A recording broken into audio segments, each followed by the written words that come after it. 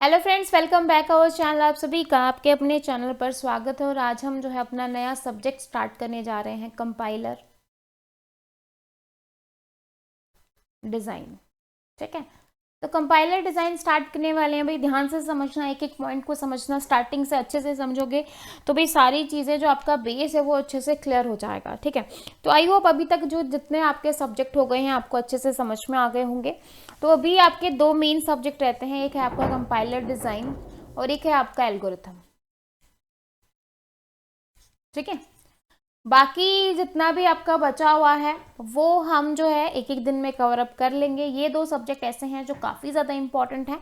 तो बाकी जितना भी आपका सिलेबस बचा है वो इतना ज़्यादा नहीं है। लाइक आपका आर्टिफिशियल इंटेलिजेंस हो गया, कंप्यूटर ग्राफिक्स हो गया, डिस्ट्रीब्यूटेड सिस्टम हो गया। वेब टेक्नोलॉजी में जो मेन मेन पार्ट था वो हमने कवर कर लिया। HTML और XML वाला क्वेश्चन आएंगे तो ज़्यादातर वहीं से आएंगे। बाकी जो इंट्रोडक्शन है, क्यों हम क्या वेब डेवलपमेंट स्ट्रेटजीज वगैरह जो थ्योरी वाला पार्ट है वो हम डिस्कस कर लेंगे। ठीक है, इमेज प्रोसेसिंग आपका लेंदी आप कह सकते हो, लेकिन इतना ज़्यादा उसमें भी नहीं है। ठीक है, फिर आपका जो है हाई परफॉर्मेंस कंप्यूटिंग हो गया और सॉफ्ट कंप्यूटिंग आपका छोटा सा जो टॉपिक है वो हम जो है डिस्कस कर लेंगे।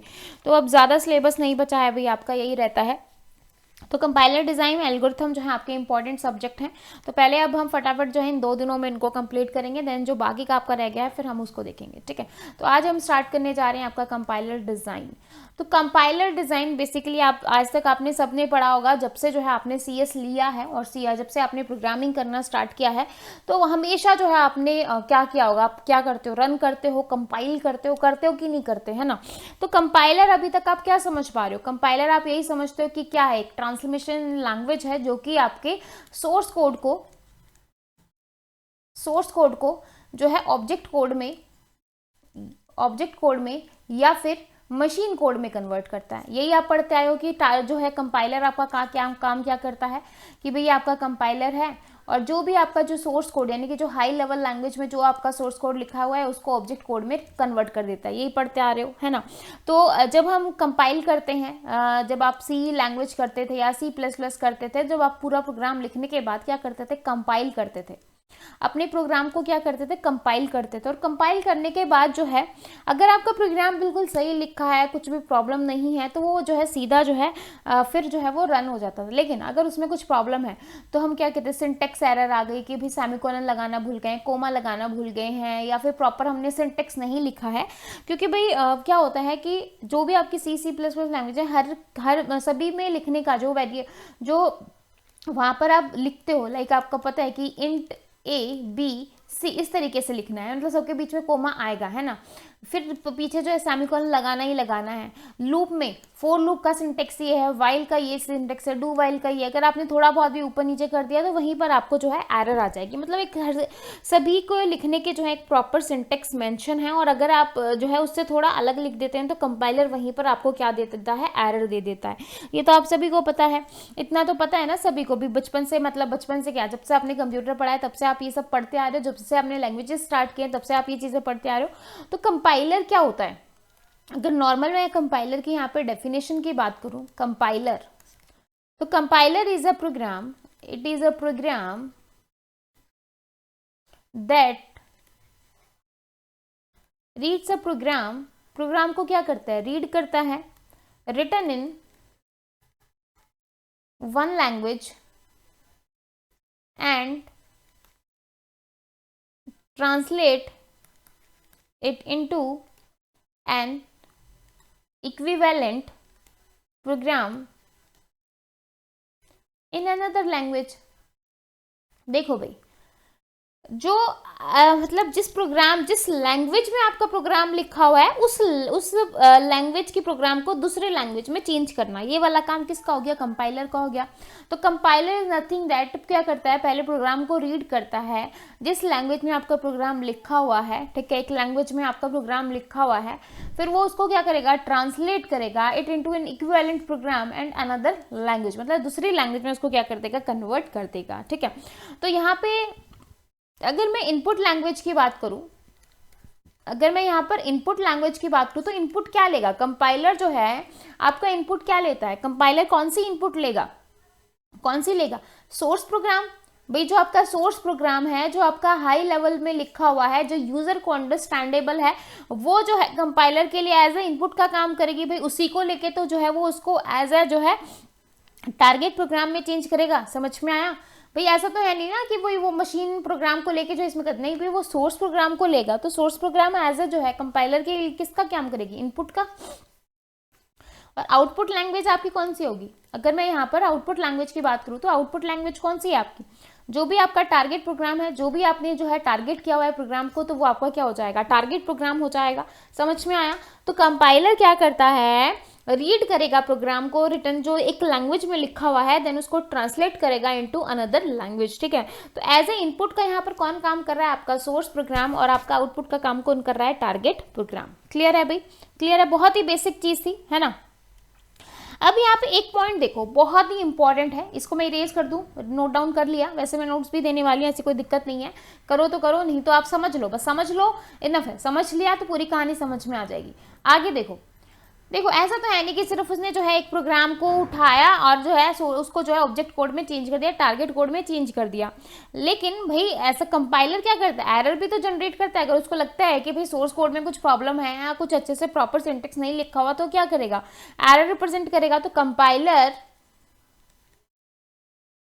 Compiler also reports error present in the source program as a part of its translation process।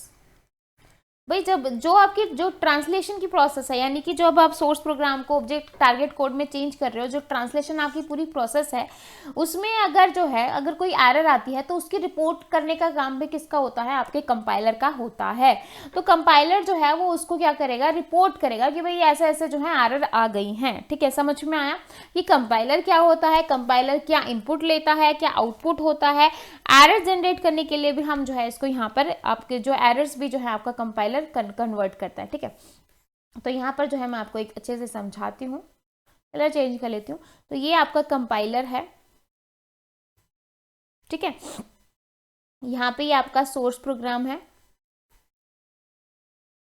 Source program को इसने कन्वर्ट किया टारगेट प्रोग्राम में, जो भी आपका टारगेट है वो। ठीक है, और यहाँ पर अगर कोई एरर आ जाती है, जब आप प्रोग्राम आपका कंपाइल हो रहा है, कंपाइलेशन में है, अगर कोई प्रॉब्लम आती है तो क्या करता है, कंपाइलर एरर को जनरेट कर देता है। किसको जनरेट कर देता है, एरर को जनरेट कर देता है। ठीक है, क्लियर है भाई? क्लियर है? आगे देखो, नेक्स्ट है आपका, इतना क्लियर है भाई? इतना क्लियर है, यहाँ तक कोई डाउट नहीं है? स्टेप बाय स्टेप समझते जाओ, पॉइंट टू पॉइंट आपको पूरी कहानी समझ में आने वाली है भाई कंपाइलर की। तो नेक्स्ट है आपका टाइप्स ऑफ कंपाइलर।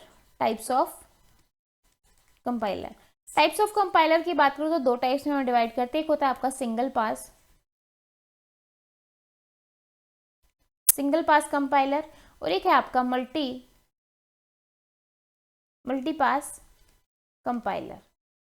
ठीक है, अब सिंगल पास में क्या होता है, सिंगल पास में मतलब आपने एक बार में ही कंपाइलर ने क्या किया, भी आपके सोर्स कोड को जो है टारगेट कोड में कन्वर्ट कर दिया। कुछ भी मतलब आपको बार बार जो है कुछ भी पास करने की जरूरत नहीं पड़ी, एक बार में, मतलब कोई एरर नहीं आया, कुछ नहीं आया, मतलब डायरेक्ट फटाक से एक सेकेंड, मतलब एक बार में ही पूरा जो है काम हो गया। एक है मल्टीपास। मल्टीपास में क्या हो रहा है कि भाई मल्टीपल आप पास, मतलब बार बार जो है आपको रिपीट, मतलब जो आपके जो प्रोसेस है उसको रिपीट करने की जरूरत करनी पड़ रही है, तो इसको आप क्या कहोगे, मल्टीपास कंपाइलर कहोगे। ठीक है, क्लियर है भाई? आगे हम आगे डिटेल में देखेंगे। बस सिंगल और मल्टी से यहाँ पर एक ये बात समझो कि सिंगल से कि आपने एक बार में ही चीज़ों को क्लियर आउट कर लिया, और मल्टी से जो है आपको मल्टीपल जो है फेजेस, मतलब मल्टीपल टाइम आपको जो है उन्हीं फेजेस से निकलना पड़ रहा है। ठीक है, अभी मैं आपको थोड़ी सी थ्योरी पर डिस्कस करवाऊंगी, बस आपको जो है एक मैं ओवरव्यू यहाँ पर दे रही हूँ। इसके बाद नेक्स्ट है कि कंपाइलेशन प्रोसेस के कितने पार्ट होते हैं। ठीक है, तो कितने पार्ट्स होते हैं कंपाइलेशन प्रोसेस के, 2 पार्ट्स ऑफ कंपाइलेशन प्रोसेस। ठीक है, पहला होता है आपका एनालिसिस फेज, और सेकेंड है आपका सिंथेटिक फेज। तो ये क्या होता है, अब भाई आपको तो अपने अगर बिल्कुल कंपाइलर नहीं पढ़ा हो तो आपको थोड़ा सा अटपटा लगेगा। देखो एनालिसिस फेज आपका कहता है कि भाई जो इनिशियल जो स्टार्टिंग थी आपकी, इनिशियल मतलब जो आपका सोर्स प्रोग्राम था वहां से ये स्टार्ट करेगा और सोर्स प्रोग्राम को ये कन्वर्ट करेगा इंटरमीडिएट प्रोग्राम के अंदर। अब आप सोचोगे इंटरमीडिएट प्रोग्राम क्या है, भाई अभी हम फेजेस करेंगे ना कंपाइलर डिज़ाइन के तो आपको अच्छे से समझ में आ जाएगा। बस अभी आप यहाँ पे ये समझो कि कंपाइल जो आपका, जब आप कंपाइल करते हो किसी प्रोग्राम को कंपाइल करते हो तो वहाँ पे आपकी दो प्रोसेस होती हैं। पहली होती है एनालिसिस फेज, दो फेजेस होते हैं, एक पहला होता है एनालिसिस फेज और सेकेंड होता है आपका सिंथेटिक फेज। ठीक है, तो एनालिसिस फेज क्या करता है, जो आपका सोर्स प्रोग्राम है वो एज ए इनपुट लेता है और उसको कन्वर्ट करता है आपका इंटरमीडिएट प्रोग्राम में, लाइक ये आपकी इसकी क्या हो गई, आउटपुट हो गई। अब इंटरमीडिएट प्रोग्राम क्या है, इंटरमीडिएट प्रोग्राम इज नथिंग, ना तो ये आपका जो है हाई लेवल लैंग्वेज में है और ना ही ये आपका मशीन लैंग्वेज में है। समझ में आया, मतलब ना ये हाई में है ना ही मिशन में है, सॉरी मशीन लैंग्वेज में, ये आपका कहीं बीच का कोड है, मतलब इंटरमीडिएट है। मतलब भाई अब ये ना आपका हाई लेवल लैंग्वेज प्रोग्राम रहा, ना ये आपका कंप्यूटर को भी अंडरस्टैंड हो रहा है, ये बीच का है। ठीक है, तो एनालिसिस फेज समझ में, एनालिसिस फेज करता है सोर्स प्रोग्राम को इंटरमीडिएट प्रोग्राम तक पहुंचा देता है, मतलब यहाँ तक कन्वर्ट कर देता है। सिंथेटिक फेज की मैं बात करूँ तो सिंथेटिक फेज जो है वो एज ए इनपुट का काम मतलब दोनों को एनालिसिस फेज और आपका सिंथेटिक फेज मिलाकर ही आपकी पूरी कंपाइलेशन की प्रोसेस को कंप्लीट करते हैं। तो यहाँ पर आपका काम रुक गया है, तो सिंथेटिक फेज क्या करेगा, इंटरमीडिएट प्रोग्राम को एज ए इनपुट का काम करेगा। इंटरमीडिएट आईपी मैं यहाँ पर लिख रही हूँ, इंटरमीडिएट प्रोग्राम, इसको क्या लेगा, एज ए इनपुट लेगा, है ना, और इसको चेंज करेगा, इसको किस में चेंज करेगा, टारगेट प्रोग्राम में, मतलब जो भी हमारा टारगेट प्रोग्राम है, जो भी हमारा टारगेट कोड है उसमें कन्वर्ट करेगा। समझ में आ गया, तो ये जो है इसकी आउटपुट हो गई और ये इसकी क्या हो गई, इनपुट हो गई। समझ में आ गया, बाकी इसमें क्या क्या चीज़ें आती हैं वो हम डिटेल में देखेंगे, लेकिन अभी ये समझो कि कंपाइलर क्या होता है, कंपाइलर की कितनी टाइप्स हैं और कंपाइलर के कितने फेजेस हैं। सॉरी फेजेस तो जो है 6 फेजेस हैं, लेकिन अभी जो है कितने पार्ट्स में जो हम इसको डिवाइड करते हैं, जो इसके फेजेस हैं उसको कितने पार्ट्स में डिवाइड करते हैं, दो फेजेस में। एक होता है आपका एनालिसिस फेज और सेकंड है आपका सिंथेटिक फेज। एनालिसिस फेज जो है वो आपका सोर्स प्रोग्राम को आपके इंटरमीडिएट प्रोग्राम में कन्वर्ट करेगा और जो आपका सिंथेटिक फेज है वो आपके इंटरमीडिएट प्रोग्राम को टारगेट प्रोग्राम में कन्वर्ट करेगा। ठीक है, अभी तक यहाँ तक क्लियर है, यहाँ तक क्लियर है भाई। यहाँ तक अगर कोई भी डाउट है, सिंगल पॉइंट पर भी डाउट है तो आप कमेंट सेक्शन में पूछ सकते हैं। ठीक है, इसके बाद अगर मैं नेक्स्ट बात करूँ तो अब जो आपका यहाँ पे थोड़ा थोड़ा लिख लो एनालिसिस फेज और सिंथेटिक फेज के बारे में। ठीक है, वैसे तो मैंने आपको बता दिया है कि यहाँ पर जो है एज ए इनपुट लेता है सोर्स प्रोग्राम में और उसको ब्रेक कर देगा किस में भाई, जो है इंटरमीडिएट में। ठीक है, फिर भी जो है अगर आप लिखना चाहो तो लिख सकते हो एनालिसिस फेज, ए बी से मैंने इसको जो है डिनोट किया है। तो ये क्या करता है, इट टेक द इनपुट, साथ के साथ बोलो तो आपको याद भी हो जाएगा, it takes the input source program and break it into parts. किस में डिवाइड करेगा, पार्ट्स में डिवाइड करेगा। इट कैन क्रिएट एन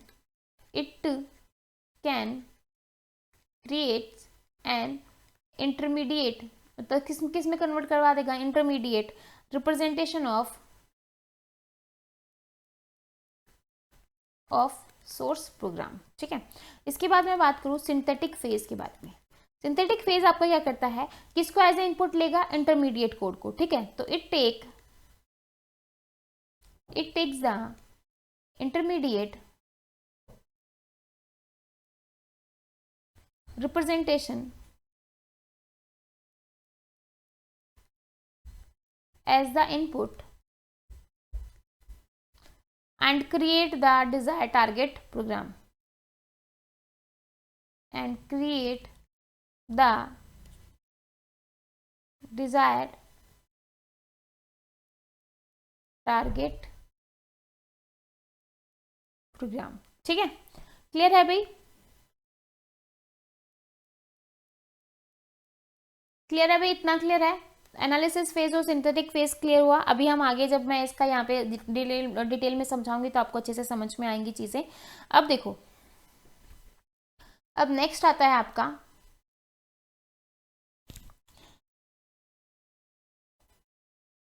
हाँ जी, नेक्स्ट टॉपिक है आपका कजिन्स ऑफ कंपाइलर।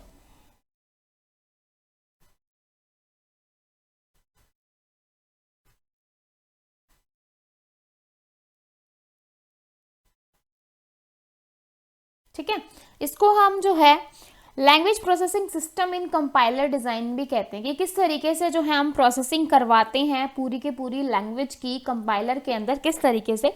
तो आप इसको बोल सकते हो language processing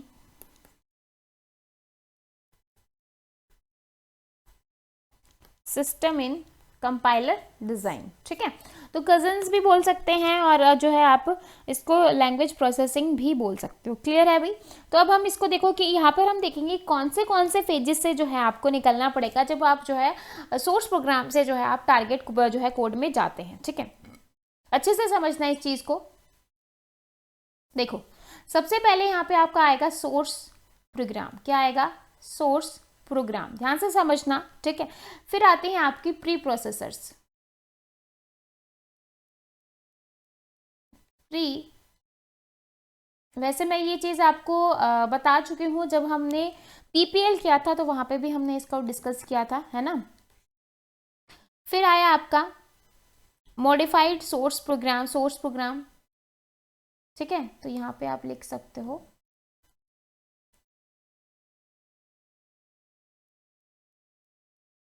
modified source program, ठीक है।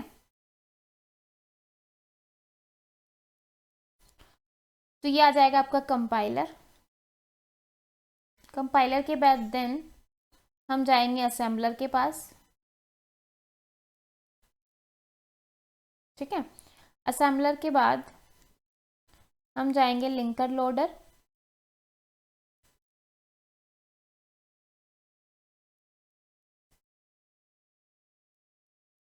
ठीक है। लास्ट में आ जाएगा आपका एब्सोल्यूट मशीन कोड।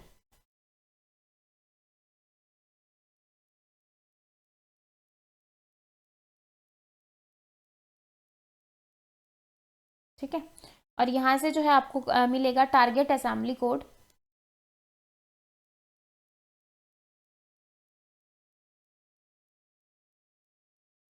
ठीक है। यहाँ से मिलेगा रिलोकेटेबल मशीन,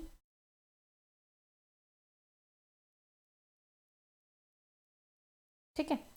तो देखो अब यहाँ पे इसको हम डिटेल में देखते हैं। सबसे पहला जो आता है सोर्स प्रोग्राम, जो भी आपकी प्रोग्राम है, जो भी आपका सोर्स प्रोग्राम लिखा हुआ है, लाइक आपने सी में लिखा है, C++ में लिखा है, वो सबसे पहले जाता है प्री प्रोसेसर के बाद। तो प्री प्रोसेसर, यहाँ पे प्री प्रोसेसर क्या है? प्री प्रोसेसर डायरेक्टरी सुनी है हम, जो है सबसे पहला हमारा काम यही होता है #include std.h लगाते हैं कि नहीं लगाते? नहीं लगाएंगे तो क्या, कुछ भी नहीं होगा, है ना। तो ये आपकी क्या है? प्री प्रोसेसर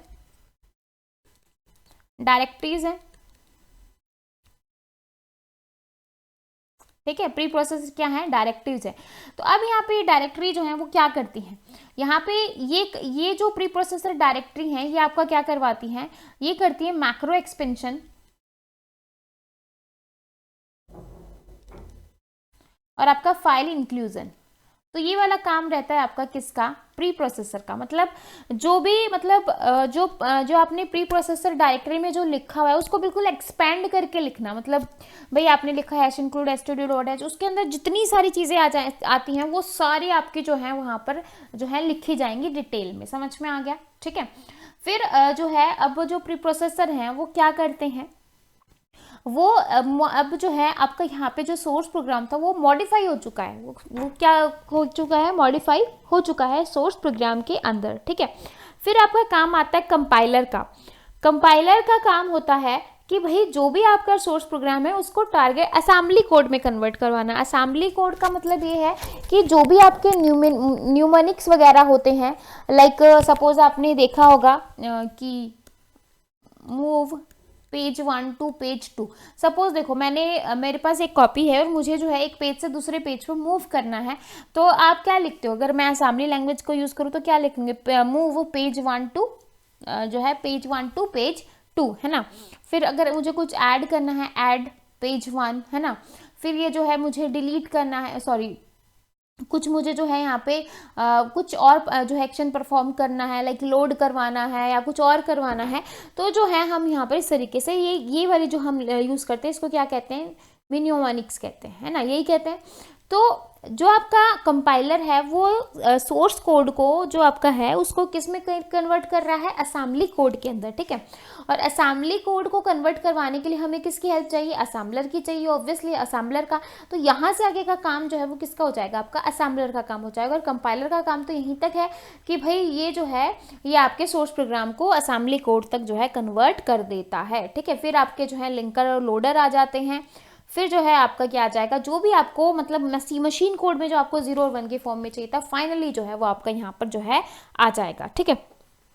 अब देखो प्री प्रोसेसर में आपका क्या आ गया, प्री प्रोसेसर डायरेक्टरीज आ गई, माइक्रो एक्सपेंशन हो गया, फाइल इंक्लूजन हो गया। कंपाइलर आपको पता ही है क्या करता है। फिर उसके बाद जो आपका असेंबलर है, असेंबलर क्या करता है, असेंबली कोड को लेता है, असेंबली कोड को लेता है, takes the assembly code that has been generated by the compiler and convert into relocatable machine code, ठीक है। तो रिलोकेटेबल मशीन कोड में जो है कन्वर्ट करवा देता है, ठीक है। इसके बाद आता है आपका लिंकर और लोडर। लिंकर और लोडर को भी हम थोड़ा देख लेते हैं। इसको मैं इरेज कर दूं क्या, यहां से इरेज कर देती हूँ। तो लिंकर क्या करवाता है, लिंक करवाता है। लिंकर का काम क्या होता है, लिंक करवाना। लिंकर क्या करेगा, लाइब्रेरी रूटीन्स, जो भी आपकी लाइब्रेरी रूटीन्स हैं वो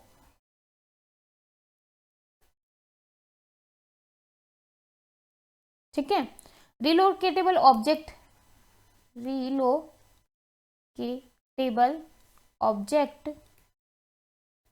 फाइल्स आर लिंक्ड, ठीक है। इसके बाद है आपका लोडर। लोडर आपका क्या करता है, लोडर करता है take the center program into main memory for execution. ये क्या कर देगा, टेक द सेंटर प्रोग्राम, जो भी आपका प्रोग्राम है उसको क्या करेगा, to main memory for execution, execution के लिए इसको मेन मेमोरी में जो है करवा देगा, ठीक है। तो ये है आपका लिंकर और लोडर का काम। और आई होप आपको ये समझ में आ गया होगा कि सोर्स प्रोग्राम से हम पहले जाते हैं प्री प्रोसेसर डायरेक्टरीज में, इसकी आपकी जितनी भी प्रोसेसर डायरेक्टरी है वो डिटेलिंग यहाँ पर आ जाएगी।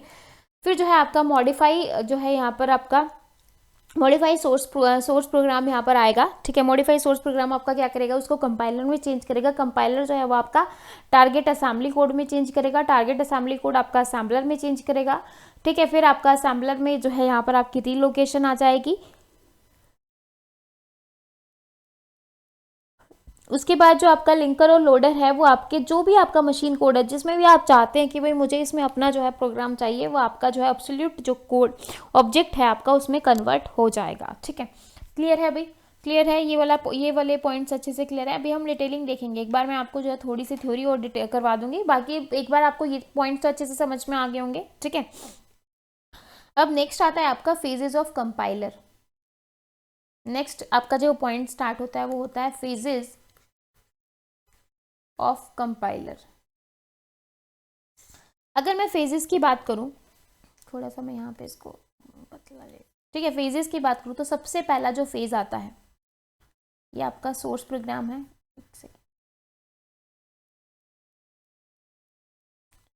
मैं इसको साइन पे लिख देती हूँ एक बार। फेजेस ऑफ कंपाइलर, ठीक है। तो ये हम डिस्कस कर रहे हैं। तो सबसे पहला जो आता है हम लेते हैं, क्या लेते हैं, सोर्स। इस यहाँ पे सोर्स के बाद आता है आपका लेक्सिकल। जो सबसे पहला फेज होता है उसको हम क्या कहेंगे, लेक्सिकल एनालिसिस, ठीक है। इसके बाद आता है आपका सिंटेक एनालिसिस। सिंटेक एनालिसिस, ये एनालिसिस के लिए 2 डॉट लगाए, अभी कंफ्यूज मत होना, ठीक है। फिर आता है आपका सिमेंटिक एनालिसिस। फिर आता है आपका इंटरमीडिएट कोड जनरेशन।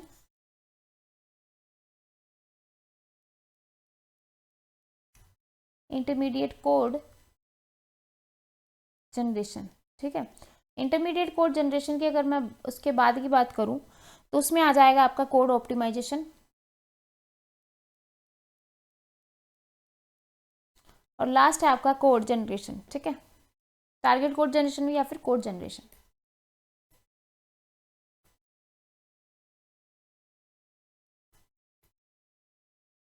ठीक है, तो यहाँ पे इन सबको मैनेज करता है आपका सिंबल टेबल, और यहाँ पर होता है आपका एरर हैंडलर। ठीक है, तो ये जितने भी आपके जो आपके स्टेप्स हैं, है ना, कंपाइलर डिजाइन के, वो सारे के सारे जो है सिंबल टेबल और जो आपका एरर हैंडलर है, इससे क्या होते हैं, कनेक्टेड होते हैं। ठीक है, तो ये जो है इससे ये यहाँ, फिर यहाँ, फिर यहाँ और फिर यहाँ। ठीक है, ऐसे अगर मैं इसकी बात करूँ, ऐसे ऐसे ऐसे ऐसे ऐसे ऐसे। ठीक है, तो इस तरीके से जो है ये एरर हैंडलर और सिंबल टेबल से जो है कनेक्टेड होंगे। तो मैंने अभी पीछे बताया था कि कंपाइलर के 2 फेज होते हैं। ठीक है, एक होता है एनालिसिस और एक होता है सिंथेसिस। ठीक है, तो एनालिसिस फेज में आपके कौन कौन से फेजेस आएंगे, कोई बताएगा मुझे एनालिसिस फेज में आपके कौन कौन से फेजेस आएंगे। तो एनालिसिस में जो आपके ऊपर वाले जो 3 फेज हैं वो आपके किस में आएंगे, जो एनालिसिस जो फेज है उसमें आपके जो है ये लेक्सिकल, सिंटेक्स और सिमेंटिक आ जाएगा। तो ये आपका कौन सा आ गया, एनालिसिस फेज। ठीक है, अगर मैं नीचे वाले 2 की बात करूँ, ये आपका आ जाएगा सिंथेसिस एनालिसिस। ठीक है, तो ये इस तरीके से आएंगे। तो सबसे पहला है आपका लेक्सिकल, फिर आपका सिंटेक्स, फिर आपका सिमेंटिक, फिर आपका इंटरमीडिएट, फिर आपका कोड ऑप्टिमाइजेशन और फिर आपका कोड जनरेशन। ठीक है, टोटली ये जो है आपके 6 हैं।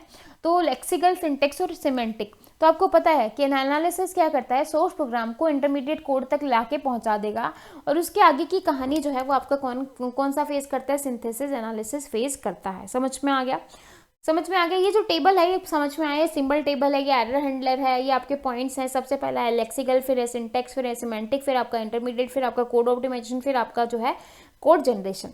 ये सारे के सारे स्टेप्स, सारे के सारे पॉइंट्स क्लियर हैं। अब हम देखते हैं सबसे पहला point, lexical analysis. Lexical analysis क्या करता है, सबसे पहला ही है, सोर्स प्रोग्राम आपका लेक्सिकल एनालिसिस के पास ही आएगा। तो सबसे पहला काम इसका होता है टोकन्स को जनरेट करना।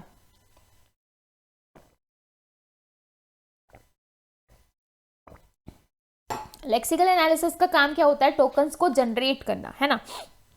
तो अभी हम डिटेल में देखें, क्योंकि पूरा सिलेबस ही आपका ये जो आपका कंपाइलर है, पूरा सिलेबस यही है। पहले हम लेक्सिकल को देखेंगे, फिर सिंटेक्स को, सिमेंटिक को, फिर इंटरमीडिएट, फिर आपका कोड और फिर आपका कोड जनरेशन। ये जो 6 हैं, ये 6 के 6 जो है आपका पूरा का पूरा सिलेबस है, यही हम देखने वाले हैं। ठीक है, अभी मैं यहाँ पर थोड़ा सा ओवरव्यू दे देती हूँ सभी का, ताकि आपको थोड़ा सा अंडरस्टैंडिंग हो जाए। बाकी डिटेलिंग तो आपको पता ही है कि हम बाद में करेंगे। ठीक है,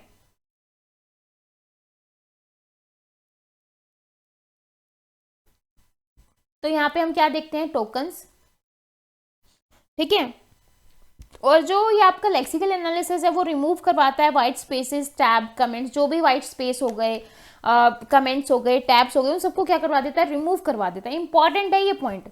ठीक है, तो लिखो, remove white spaces, tabs and comment, इनको क्या करवा देता है, रिमूव करवा देता है। ठीक है, क्लियर है भाई। इसके बाद अगर मैं बात करूँ लेक्स, जो एक लेक्स टूल होता है, जो कि हम उसको भी यहीं पर यूज करते हैं। अब आप सोचोगे टोकन्स क्या होते हैं, अब जिसने कंपाइलर डिजाइन नहीं पढ़ा हुआ तो उसको तो ये भी नहीं पता होगा कि टोकन्स क्या होते हैं। तो जो आपका जो लेक्सिकल एनालिसिस है उसको आप स्कैनर भी कहते हो, क्योंकि वो एक एक पॉइंट को, एक एक उसको जो है स्कैन करता है। कैसे करता है, देखो यहाँ पर मैंने एग्जाम्पल लिया, सपोज मेरे पास है a+b इंटू 20 ये। ठीक है, अब यहाँ पर देखो, ये जो आपका x है, ये आपका क्या है, आइडेंटिफायर है 1, ये आपका आइडेंटिफायर है 2, ये आपका आइडेंटिफायर है 3, है ना।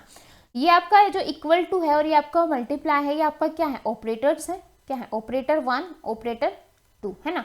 ये जो आपका 20 है, ये आपका यहाँ पर क्या है, नंबर को रिप्रेजेंट कर रहा है कि कुछ ना कुछ नंबर है ये। ठीक है, तो ये सारे जो हैं इस तरीके से अलग अलग मिलके आपके क्या बनाते हैं, टोकन्स बनाते हैं। अब यहाँ पर अगर मैं टोकन्स काउंट करूँ कि भाई टोटल इस लाइन के अंदर कितने टोकन होंगे, तो सबसे पहला ये, फिर सेकंड ये, फिर थर्ड ये, फिर फोर्थ, फिर फिफ्थ, फिर सिक्स्थ, फिर सेवन्थ, और ये जो सेमीकोलन है इसको भी जो है हम किस में काउंट करते हैं, टोकन्स में काउंट करेंगे, तो 8 ये है आपका। ठीक है, तो टोटल टोकन आपके क्या क्या हो गए, आपके 8 जो है टोटल यहाँ पर आपके टोकन हो गए।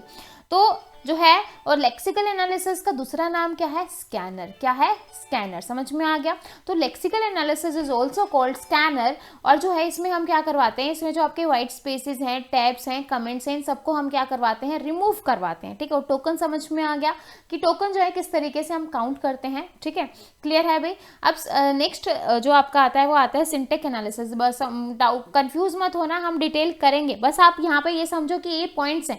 एक तरीके का आप ये देख सकते हो कि ये जो क्लास है ना, ये आपकी एक तरीके की रिवीजन क्लास भी कह सकते हो, है ना। मतलब जब आप डिटेलिंग करोगे ना, उसके बाद जब आप इस क्लास को देखोगे तो आपको मेन पॉइंट्स यहाँ से डायरेक्ट जो है एग्जाम में क्वेश्चन देखने को मिलेंगे।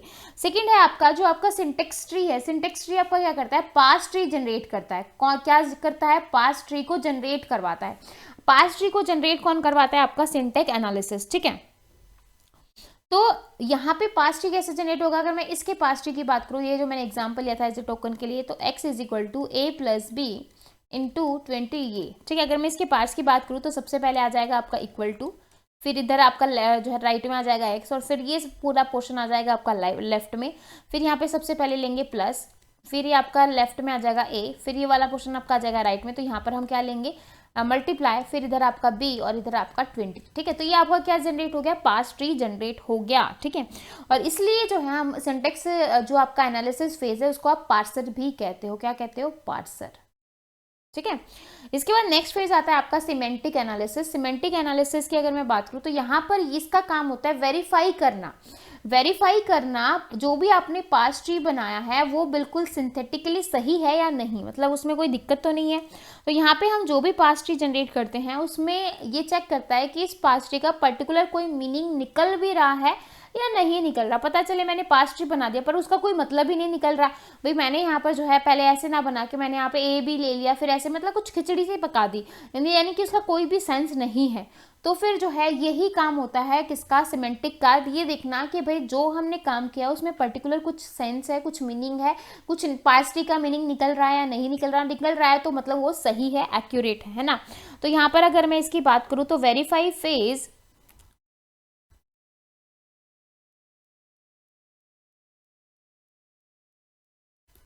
ये क्या वेरीफाई करता है? Verify past tree synthetically. Synthetically जो है पास्ट ट्री को क्या करता है? वेरीफाई करता है। इसके बाद नेक्स्ट है आपका intermediate code generation. Intermediate code generation आपको पता ही है कि बीच वाला, मतलब ये जो है ऊपर वाले और नीचे वाले को मिलाने का काम कर रहा है। यानी कि जो आपके दो फेजेस हमने देखे थे, एनालिसिस फेज और सिंथेसिस फेज, तो एनालिसिस और सिंथेसिस फेज को मिलाने का काम कौन कर रहा है? आपका इंटरमीडिएट कोड जनरेशन। ठीक है, तो यहाँ पे हम यूज करते हैं, यहाँ पे हम यूज करते हैं 3 एड्रेस कोड। तो क्वेश्चन आ जाए 3 एड्रेस कोड कहाँ पर यूज किया जाता है, तो याद रखना इंटरमीडिएट कोड जनरेशन में हम जो है 3 एड्रेस कोड यूज करते हैं। फिर है आपका कोड ऑप्टिमाइजेशन। तो यहाँ पर हम देखते हैं कि जो भी हमने कुछ काम किया है वो उसका जो कोड है वो आपका ऑप्टिमाइज्ड कोड है या नहीं, ऑप्टिमाइज्ड कोड है ना। फिर लास्ट आता है आपका कोड जनरेशन। कोड जनरेशन में जो है हम प्रॉपर देखेंगे कि भाई जो हमने किया है, जो हमने जनरेट किया है वो प्रॉपर जो है आपका टारगेट प्रोग्राम हुआ कि नहीं हुआ, यानी कि जो है असेंबली में कन्वर्ट हुआ कि नहीं हुआ। ठीक है, सॉरी असेंबली कह रही हूँ मैं, जो आपका मशीन जो लैंग्वेज है उसमें हुआ कि नहीं हुआ। ठीक है, तो ये था आपका पूरा का पूरा यहाँ पे प्रोसेस। आई होप आपको अच्छे से समझ में आ गया होगा। इसके बाद देखो, इसके बाद आता है आपका सिंबल टेबल जो है और आपका एरर हैंडलर। देखो सिंबल टेबल जो है आपकी हर एक फेजेस से कनेक्ट है, मतलब आपके लेक्सिकल से भी, सिंटेक्स से भी, सिमेंटिक से भी, इंटरमीडिएट से भी, कोड ऑप्टिमाइजेशन से और कोड जनरेशन से भी। ठीक है, अब सिंबल टेबल का काम क्या होता है? सिंबल टेबल जो है एक तरीके का डेटा स्ट्रक्चर है जो कि स्टोर करता है, जो भी आपके स्टोर करवाता है रूटीन्स वगैरह, आइडेंटिफायर और जो एट्रीब्यूट्स हैं, मतलब स्टोर करवाना किसको? रूटीन्स को, आइडेंटिफायर को, आपके एट्रीब्यूट्स को। तो ये सारा काम आपका किसका होता है? सिंबल टेबल का होता है। ठीक है, और ऐसे ही अगर मैं यहाँ पर बात करूँ, एरर हैंडलर क्या करता है? एरर हैंडलर जो है वो हर एक सेट, जैसे यहाँ पर लेक्सिकल एनालिसिस के बाद में मुझे यहाँ पर एरर मिल गई, तो अगर एरर मिल गई तो ऐसा तो है नहीं कि भाई हम आगे पूरी प्रोसेसिंग ही बंद कर देंगे, काम करना बंद कर देंगे। भाई अगर आप पढ़ना शुरू करते हो, अगर आपको कोई प्रॉब्लम आती है तो ऐसा तो है नहीं ना आप पूरी कॉपी किताब बंद करके काम खत्म कर दोगे, या तो आप आगे बढ़ जाओगे या फिर देखोगे कि भाई कैसे मैं इसका सोल्यूशन निकाल सकता हूँ, यही देखोगे ना। तो एरर हैंडलर भी यही करता है कि जो भी एरर्स आती है उनको हैंडल करने का काम आपका किसका होता है? एरर हैंडलर का होता है, ताकि आपका काम जो है वो रुके नहीं, है ना। तो यहाँ पे एक तरीके की पूरी जो स्टोरी सी थी वो समझ में आ गई। सिंबल टेबल की डेफिनेशन लिख लो, वो मैं यहाँ पर आपको लिखवा देती हूँ। तो it is a data structure that stores various identifiers and their attribute। ठीक है, तो ये जो है एक डेटा स्ट्रक्चर है जो स्टोर करवाता है अलग अलग आइडेंटिफायर को और उसके एट्रीब्यूट्स को, तो वो आपका कौन कहलाता है? सिंबल टेबल कहलाता है। ठीक है, क्लियर है भाई? क्लियर है? यहाँ तक क्लियर है? कोई भी डाउट है तो आप पूछ सकते हो। ठीक है, तो अब हम थोड़ा सा देख लेते हैं कि क्या क्या हमने पढ़ लिया है। देखो, इंट्रोडक्शन हमने देख लिया। कंपाइलर क्या है? एक ट्रांसलेटर है जो कि आपकी हाई लेवल लैंग्वेज को मशीन लैंग्वेज में कन्वर्ट करता है। हाई लेवल लैंग्वेज जो है वो डेवलपर के द्वारा लिखी होती है, मशीन लैंग्वेज जो है वो प्रोसेसर के थ्रू जो है वो अंडरस्टैंडेबल होती है। ठीक है, तो ये पॉइंट्स क्लियर हैं? ये पॉइंट्स क्लियर है? अभी दोनों पॉइंट्स क्लियर हैं। ठीक है, फिर जो है कंपाइलर जो है वो यूज करता है शो एरर, मतलब अगर कुछ एरर आ जाती है तो उसको भी शो करने का काम किसका होता है? प्रोग्राम, मतलब जो है आपके कंपाइलर का होता है। The main purpose of compiler to change the code written in one language without changing the meaning of the program, मतलब बिना जो है प्रोग्राम के मीनिंग को चेंज किए हुए, मतलब जो है वो लैंग्वेज को चेंज कर देता है ना भाई, एक लैंग्वेज को दूसरी लैंग्वेज में चेंज कर देता है बिना जो है कोड के मतलब को चेंज किए हुए। समझ में आ गया? When you execute a program, जब आप किसी प्रोग्राम को एग्जीक्यूट करते हैं with written in high level language, suppose मैंने हाई लेवल लैंग्वेज में किसी प्रोग्राम को जो है एग्जीक्यूट किया है, तो programming language execution into two parts, दो पार्ट्स में जो है इसका क्या होता है? एग्जीक्यूशन होता है। समझ में आ गया है ना? देखे ना कौन कौन से दो पार्ट्स हो गए, अभी पढ़े थे हमने।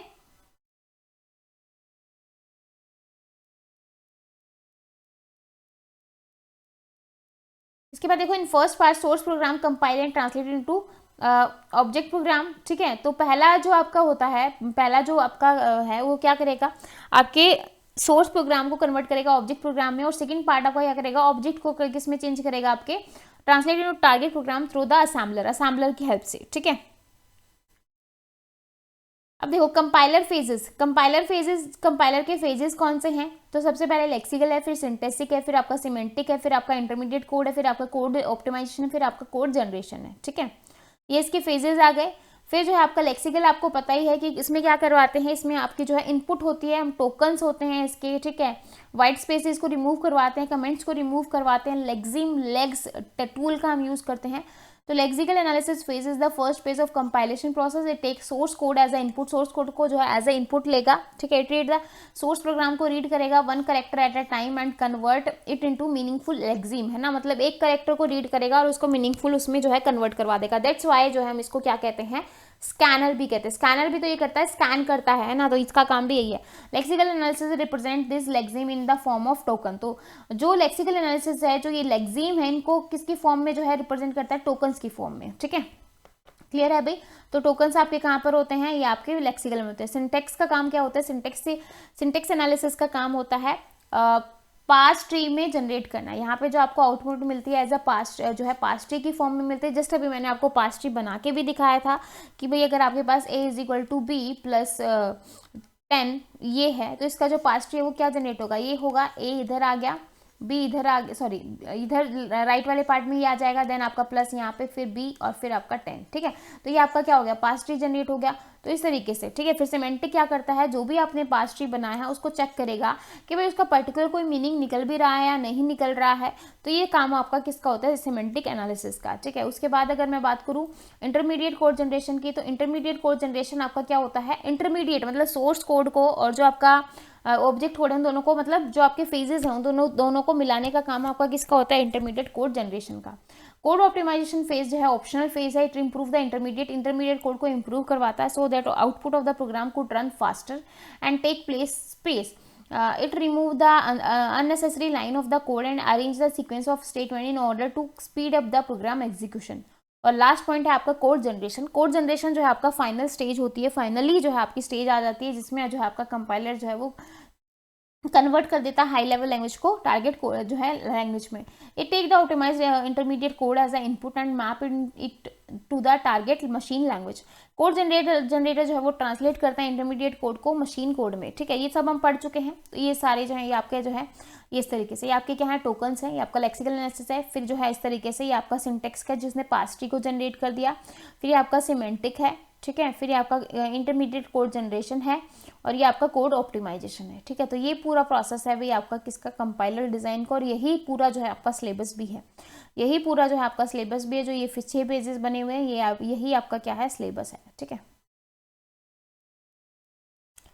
इसके बाद कंपाइलर पासेस, मैंने कहा था कंपाइलर को 2 तरीके से पास कर सकते हैं, एक होता है आपका सिंगल पास और एक होता है आपका मल्टी पास। ठीक है, तो सिंगल पास में जो है आपका क्या होता है कि जितने भी आपके फेजेज हैं, जो 6 के 6 फेजेज हैं, वो एक ही लाइन में होंगे, मतलब एक के अंदर ही होंगे, मतलब अलग अलग से जो है हमें किसी के पास जाने की जरूरत नहीं है। तो यहाँ पे जो आपका कंपाइलर है, वन पास कंपाइलर, ये जो है यूज़ करता है ट्रैवर्स, ये प्रोग्राम को जो है ट्रैवर्स करेगा, पूरा देखेगा, ओनली वन, सिर्फ एक बार में ही कोई प्रॉब्लम नहीं आई, कुछ नहीं आया, तो उसको हम क्या कहते हैं, वन पास कंपाइलर कहते हैं।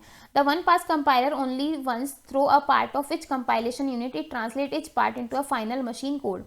In the one pass compiler, when the line source is processed, it scan the token is extracted. ठीक है, then the syntax of each line is analysis and a tree structure is built. After the semantic part, the code is generated. ठीक है, the same process is repeated for each line of code until the entire program, मतलब ये बार बार repeat होता रहेगा जब तक आपका जो प्रोग्राम है वो एग्जीक्यूट नहीं हो जाता या कंपाइल नहीं हो जाता। ठीक है, ये जो आपका वन पास कंपाइलर, ये आपका बहुत फास्ट भी होता है, क्योंकि यहाँ पर हमें जो है ऐसा नहीं है कि भाई जैसे ये आपका लेक्सिकल वाला फेज है और फिर उसके बाद मैं सिंटेक्स के पास जा रही हूँ, तो ऐसा नहीं है कि भाई यहाँ पर मैंने कुछ काम किया मुझे उसको स्टोर करवाने की जरूरत, यहाँ पर हम जो है स्टोर नहीं करवाते, और ये जो है बहुत फास्ट होता है, और एक ही बार में जो है ये आपका क्या हो जाता है, यहाँ पे जैसे ये सारे के सारे जो आपके 6 फेजेस हैं, एक बार में ही सभी पे जो है काम कर लेगा, मतलब बार बार जो है फेजेस पे बार बार मल्टीपल यहाँ पे रिपीट नहीं करेगा, एक बार में एक काम को खत्म। ठीक है, क्लियर है भाई।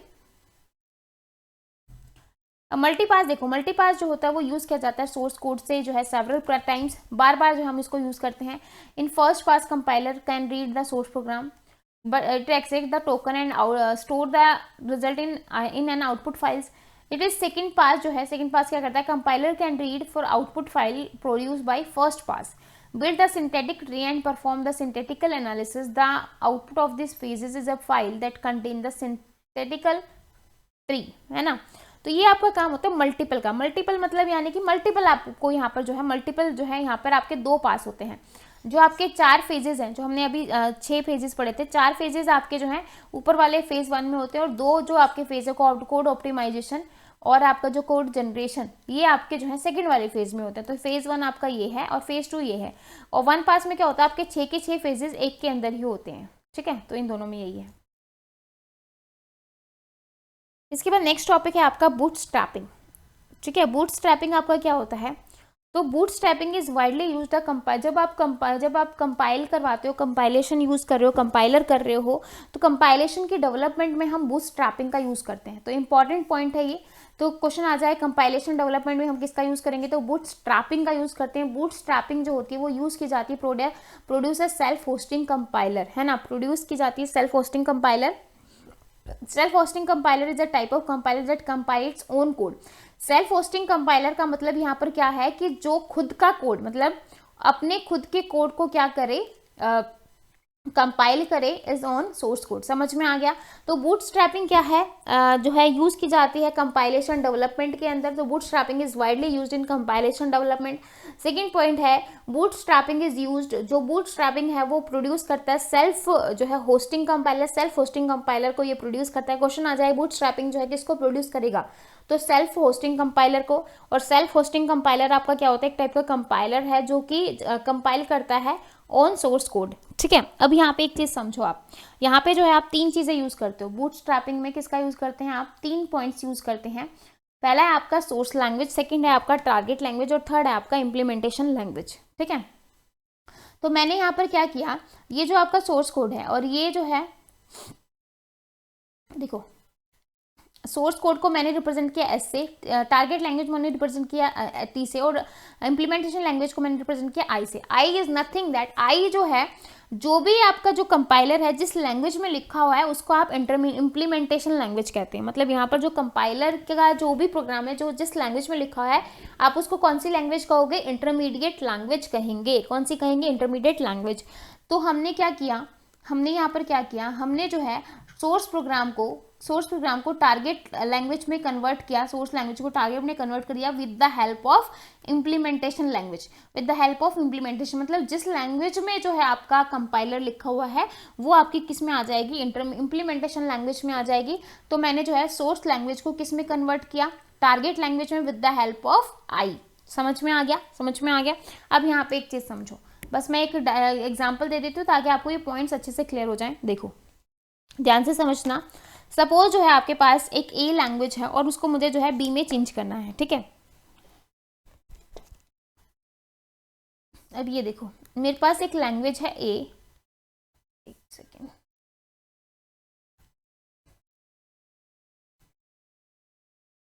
ठीक है, मेरे पास एक लैंग्वेज है, मुझे उसको चेंज करना है बी में विद द हेल्प ऑफ, यहाँ पे कौन सी लैंग्वेज में आपका लिखा हुआ है, इंप्लीमेंटेशन लैंग्वेज, और इंप्लीमेंटेशन लैंग्वेज में कौन किस में लिखा हुआ है, पाइथन के अंदर, ठीक है। अब देखो पाइथन भी जो है आपके कंप्यूटर को समझ में नहीं आती, समझ में नहीं आती, अब उसको तो मशीन ही समझ में आती है, तो फिर मैंने पाइथन को किस में कन्वर्ट किया, पाइथन को मैंने पाइथन ही रखा, ठीक है। और यहाँ पर जो है, यहाँ पर ये आपका क्या आ गया, मशीन कोड आ गया, लेकिन ये लिखा किस में है, सी प्लस प्लस में। किस में लिखा है, सी प्लस प्लस में। अगेन जो है मैं इसको यहाँ पर जो है इस तरीके से सी प्लस प्लस को आपने किस में कन्वर्ट किया है, मशीन में, और with the help of C compiler. लेकिन सी भी लैंग्वेज जो है आपके जो है कंप्यूटर को समझ नहीं आती, देन इसको भी फिर हम यहाँ पे यूज करेंगे। तो एक सेकेंड,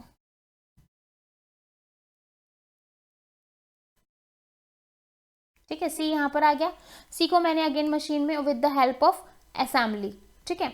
अब असेंबली लैंग्वेज को भी आप डायरेक्ट नहीं कर सकते, उसके लिए आपको असेंबलर चाहिए, तो अगेन यहाँ पर जो है आप बूटस्ट्रैपिंग अप्लाई करेंगे। तो यहाँ पर आपने असेंबली लैंग्वेज को किस में चेंज किया, असेंबली लैंग्वेज को मशीन में with the help of machine language. तो यहीं पर जो है आपका यहाँ पे ये काम जो है वो खत्म हो जाएगा, ठीक है। तो बूटस्ट्रैपिंग जो होती है वो आपकी डेवलपिंग मतलब जो है कंपाइलर को डेवलप करवाने के लिए जो है हेल्प करती है, ठीक है, डेवलपमेंट में हेल्प करती है। तो तीन होते हैं, एक होता है आपका सोर्स, एक होता है आपका टारगेट, और एक होता है आपका इम्प्लीमेंटेशन लैंग्वेज। ये तीनों के तीनों याद रहेंगे, ये तीनों की चीज़ें याद रहेंगी। तो बस यही था, यही करना था, इससे ज़्यादा जो है आपके बूटस्ट्रैपिंग में नहीं था। तो आई होप आपको जो इंट्रोडक्शन है कंपाइलर डिज़ाइन का वो अच्छे से समझ में आ गया होगा, क्या क्या फेजेस हैं कंपाइलर डिज़ाइन में वो अच्छे से समझ में आ गए होंगे, और बूटस्ट्रैपिंग अच्छे से समझ में आ गया होगा। बाकी जो है हम कल से जो है पहला फेज स्टार्ट करेंगे आपका लेक्सिकल एनालिसिस वाला, ठीक है। फिर 1 बाय 1 करके सारे फेजेस को डिस्कस करेंगे, और देन जो है आपका कंपाइलर डिज़ाइन खत्म, ठीक है। क्लास को करते हैं यहीं पर बाइंड अप। तब तक के लिए bye, take care, thank you.